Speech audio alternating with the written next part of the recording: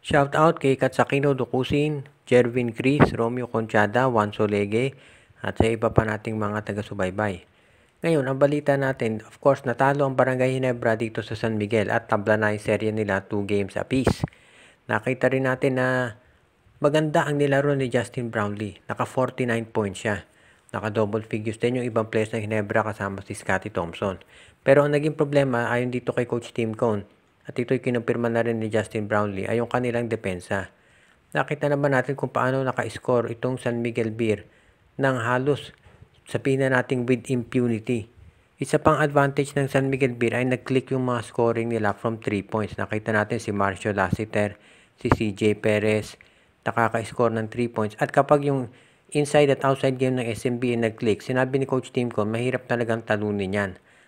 Nakita rin natin dito, ito yung sinabi na ni Coach Tim Cone dati pa, na ang magiging problema ng Ginebra ay kapag, for example, na foul trouble si Japet. Nakita natin nung early part ng game na nakatatlong fouls na itong si Aguilar at napilitan si Coach Tim Cone ilagay itong si Jody Vance dito kay Fajardo. Minsan nga ang nilalagay niya dito kay Fajardo si Justin Brownlee. Siyempre, mismatch yan dahil mas malaki si Fajardo.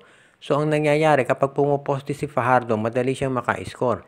At kapag nilalagay mo si Brownlee dito kay Fajardo, syempre, mag-e-exert siya ng energy dyan na dapat gamitin niya sa opensa.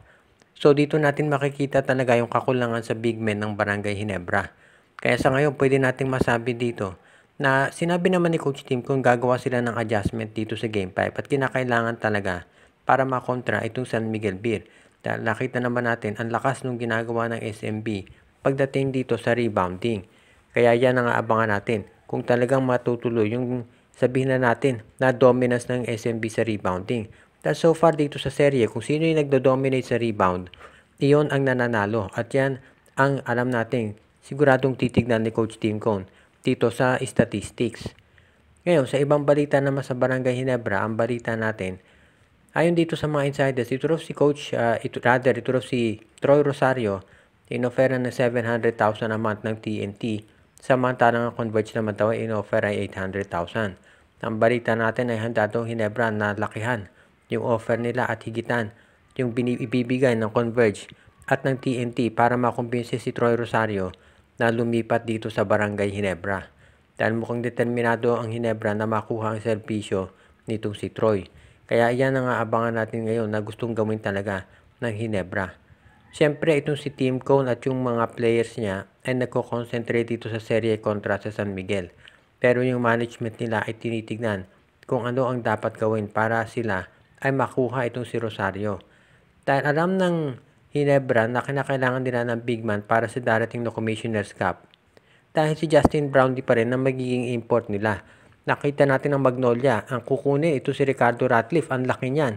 So, iyan ngayon ay kukonsider nitong Magnolia Chicken Templados. Kaya, rather nitong Barangay Ginebra.